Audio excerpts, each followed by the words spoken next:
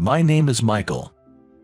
I'm a senior in college, about to graduate, and luckily, I received a job offer before summer, so I'm working part-time at a leisurely patch while living in my parents' home. However, my mom is strict, so I anticipate she'll nag me, saying, "Michael, don't just lie around.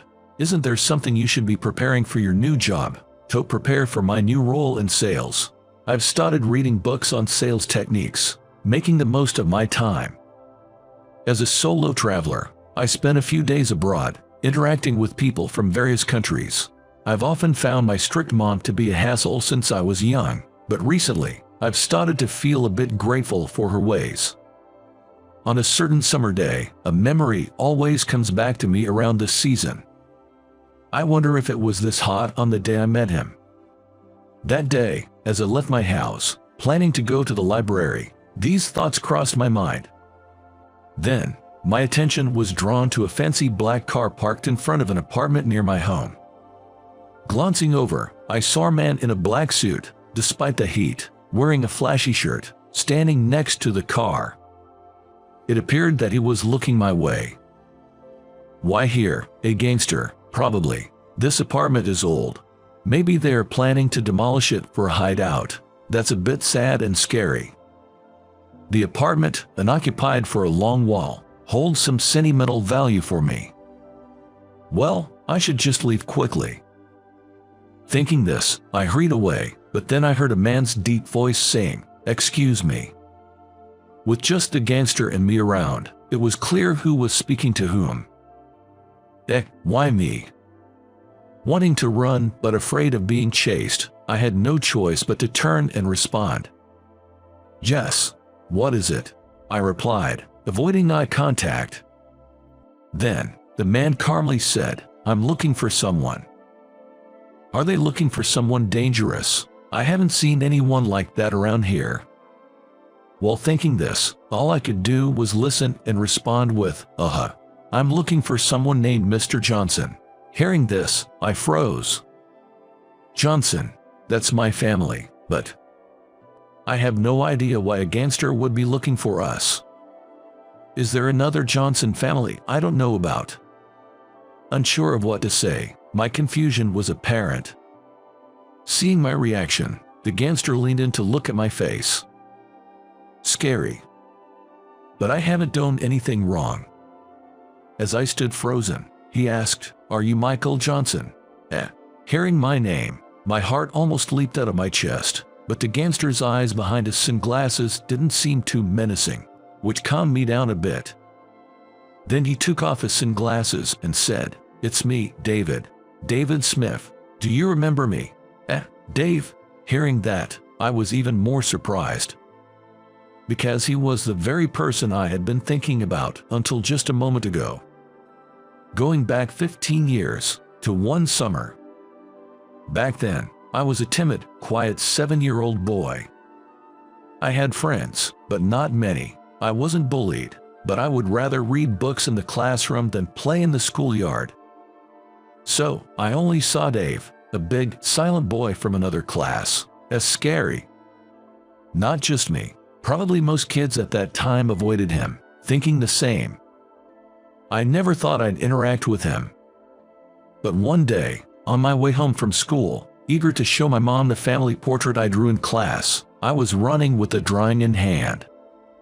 But I stumbled on a small stone and fell, accidentally letting go of the drawing paper. The drawing paper was swept away by the wind, crossing over the riverbank right next to me and heading towards the river. I panicked and chased after it, but couldn't make it in time, and the paper fell into the river. Fortunately, it didn't sink and was just floating on the surface of the water. I decided to go get it and stepped into the river. Just then, a loud voice called out from the riverbank, "Hey, what are you doing?" Startled, I looked up to see Dave standing there. Surprised to be addressed, I watched as Dave quickly descended the riverbank to stand beside me. After I explained the situation, Dave said, "You're short, so I'll go get it," and waded into the river. Even Dave, who I estimate is about 20 centimeters taller than me, was in water up to his knees, so it might have been quite dangerous for me. I expressed my gratitude to Dave when he safely returned with the painting. The painting was a bit waterlogged but still recognizable. After that, it turned out Dave was heading the same way home, so we walked back together for the first time. I was a bit happy to know that Dave, who doesn't stand out much, was aware of me. Simple as I am, that alone made me feel a closeness to Dave and a desire to befriend him. Though reticent, Dave didn't ignore me and answered each question I asked. "What kind of painting did you make, Dave?" I was referring to the family painting he had just picked up. Dave showed me the painting without much change in expression. It depicted a man with a beard, wearing green clothes. "Your father?" When I asked that, Dave just nodded. I was a bit surprised. In my family painting, I had drawn myself, my mom, and my dad. I had always thought family meant drawing everyone. So, I was shocked to see that Dave's painting didn't even include himself. Looking back, this was a reflection of Dave's home environment, but I was too oblivious at the time to notice. After that, Dave and I grew closer, eventually walking to and from school together. As we moved up in grades and ended up in the same class, our friendship deepened even more. The closer I got to Dave, the more I noticed him being avoided by our classmates. It seems that apart from my perception of him as big and scary, there was also an impression of him being poor and dirty. Indeed, it seemed like Dave only had about 2 outfits. That's why they were pilled and had small holes in them. Honestly, I hadn't really noticed until Dave started coming over to my house, and then my mom pointed it out. She said to Dave, "Could you lend me that t-shirt for a moment?" Dave looked puzzled by her words, but after he took off his t-shirt, my mom dressed him in one of my dad's t-shirts. She then brought out her sewing kit, and I immediately understood what she was planning to do. She was mending the holes in the t-shirt. By the time Dave was ready to leave, the t-shirt had been neatly repaired. "Look at you, even more handsome now." After Dave put on the mended t-shirt, my mom playfully patted his back and said with a beaming smile. Dave seemed really happy, and seeing that made me happy too. I later learned that Dave lived with his father in a single-parent household. His dad worked as a construction worker and left early in the morning, returning only late at night. His dad never cooked, so their meals were mostly takeout. Moreover, since Dave was usually asleep by the time his dad got home, he'd eat the takeout pizza for breakfast and have school lunch for midday. They often skipped dinner. That was their usual routine. After hearing this from Dave, my mom started making extra dinner for him every day. Growing up as an only child, I was thrilled to feel like I had a sibling, and Dave was delighted too, his eyes shining as he exclaimed, "Can I really have all this treat?" However, Mom wasn't always this kind. Gradually, she even started nagging Dave just like she did with me. "Michael, Dave, did you do your homework?" In my room, as usual, the two of us were playing video games when Mom came in and asked. "Not yet. We'll do it later," we said, reluctantly, putting off our homework. Mom said, "Don't keep putting things off. It's better to get what needs to be done out of the way first, so you can enjoy your fun times." Hearing that, I grudgingly took out my textbooks from my backpack. But Dave said, "I'll do it when I get home," and kept his eyes on the game. Then Mom stood in front of the TV like a guardian deity and said, "You won't do it when you're alone. It's quicker when you two work together. Dave, come on, get out your textbook." Intimidated by Mom's forcefulness, Dave weakly responded, "Okay," and stopped playing the game to start on his homework. This was how we spent our time, just like a real family. I always thought we would continue to spend time together like this. I guess I had always assumed it, but it was the summer when we were in 5th grade. Dave was moving away from his busy dad's place to live with his grandpa in a distant town.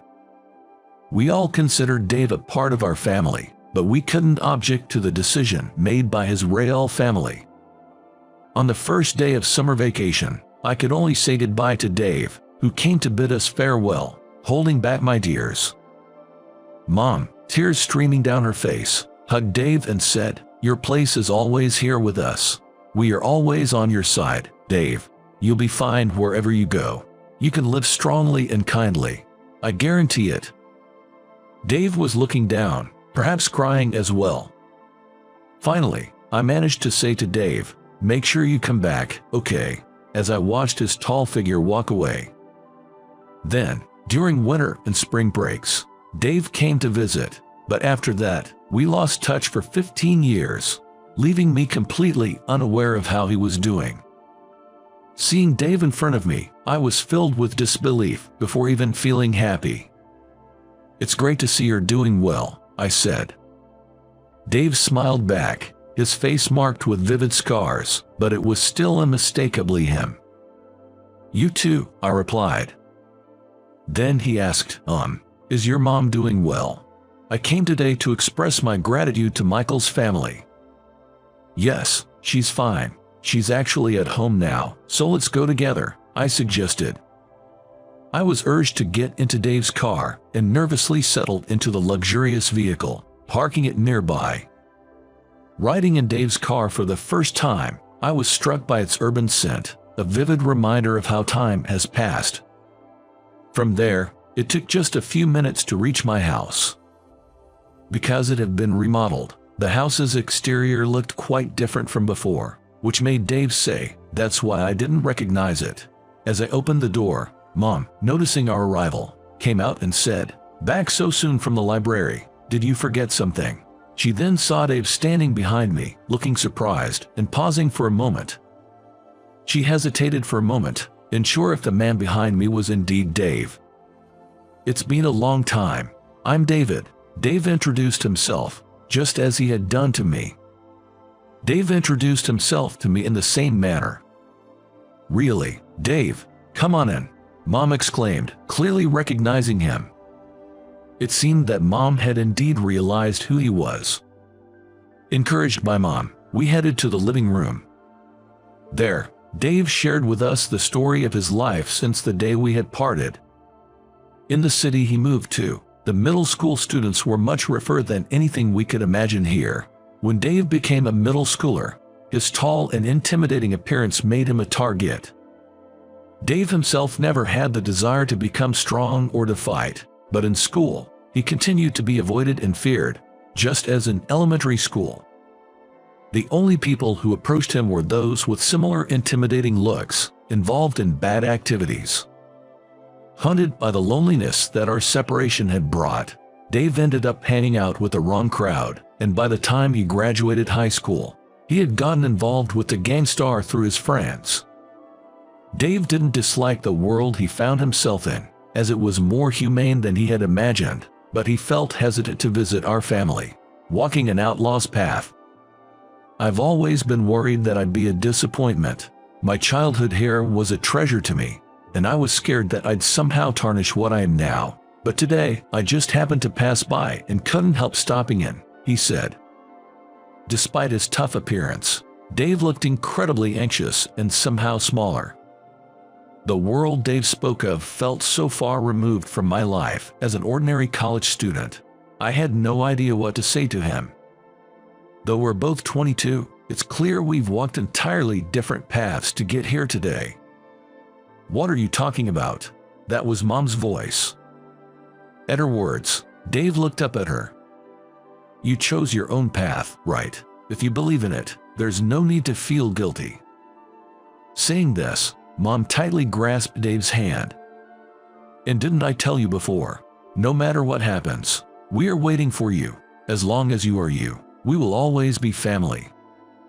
Mom said this in the same gentle voice she had always used. Hearing her words, Dave, who had been looking down, began to shake his shoulders, indicating he was probably crying. Seeing this, I felt like I was about to cry too. Despite his seemingly intimidating appearance, Dave must have carried a lot of burdens alone. "Welcome back, Dave." I said this and gently placed my hand on Dave's shoulder. Despite it being 15 years since we last spent time together, the warmth between us was palpable. Then, another 5 years passed. At 27, I recently married a woman I met at work, and we are expecting a child in 6 months. We're expecting a child in 6 months. And Dave, it seems, turned his life around soon after that day, starting work as a civil construction worker, just like his father had done. He got married 2 years ago when his first child was born, and now he is blessed with a lovely 2-year-old daughter and a newborn baby, just 2 months old. Now living in the same county, we gather at my parents' house for holidays like Open and New Year's, enjoying a close family bond. Dave, in a way, is a role model for me as a father, despite his tough and intimidating appearance. He's all smiles and tenderness in front of his children. I often wonder if I'll be the same way, watching him with admiration. Mom always says, "I'm so happy to have so many grandkids. I could never have made her this happy all by myself." Absolutely. Meeting Dave definitely changed our family. To me, he's like a best friend, a brother, truly an invaluable member of our family. We may not say it out loud, but I hope Dave feels the same way about us. Our family wants to continue sharing these small joys together, turning them into great happiness. That's what I believe.